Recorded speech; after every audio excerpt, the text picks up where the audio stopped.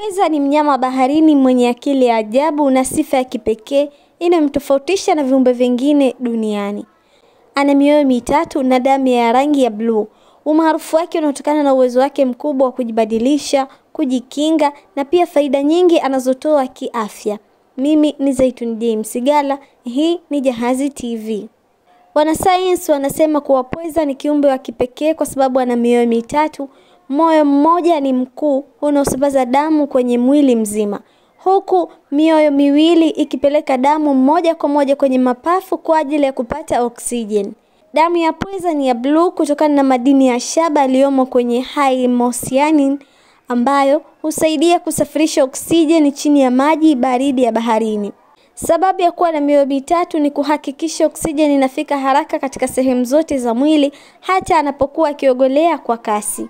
Wakati moyo mkuu unaposimama kwa muda mfupi, mioyo midogo inaendelea kufanya kazi ikihakikisha pweza anaendelea kupumua vizuri.